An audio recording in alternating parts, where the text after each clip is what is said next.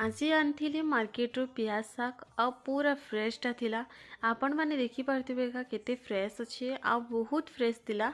तो इच्छा हैला संगे संग बनाबार लगी। तो चालून बनामा पियाज शाग स्टाइल रे। हेलो फ्रेंड्स, वेलकम करूचे मो नुआ शॉर्ट्स वीडियो के। जदि आपण मान के हमार वीडियो भल लागसी प्लीज टिके मोर चैनल के सब्सक्राइब कर दोन, लाइक कर दोन आ बहुत सारा कमेंट करूँ।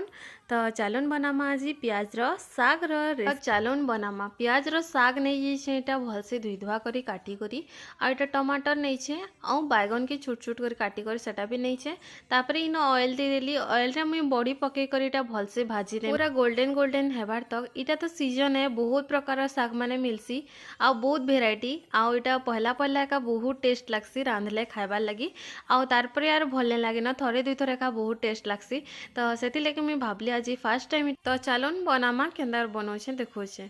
जेन बॉडी के मुई न भाजी थी से तेल रे का मुई जह टे तेल नहीं थी से लगी न मुई सुरसो टिके आउ सुखा मिर्चा टिके पकईदेली। सेटा फुटी गला परे तापरे मुई न टमाटर दुईटा नहीं थी सेटा देदेली।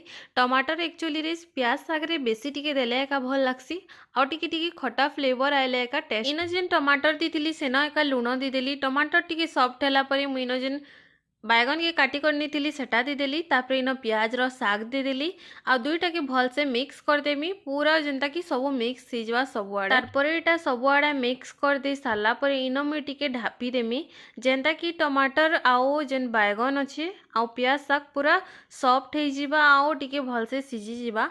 तो यहाँ मझी मझी रे मुई देखून टिके टिके चले दउछे सबुआड़े मिक्स कर दउछे। इन जेन बैगन और पियाज साग के पूरा भल से सीझी गला परे तापरे मुई जेन बड़ी नीली सेटा के टिके टिके क्रॉस कर देली आ तापरे इन पकई देली आउ टिके जस्ट मुई टाके ढापी देमी। ढापी दे सारला परे भल से पूरा सीझी जिबा। तो देखि पारथिबे आपण माने पूरा सीझी गलान आउ पूरा सबुआड़े मस्त मिक्स होइचे।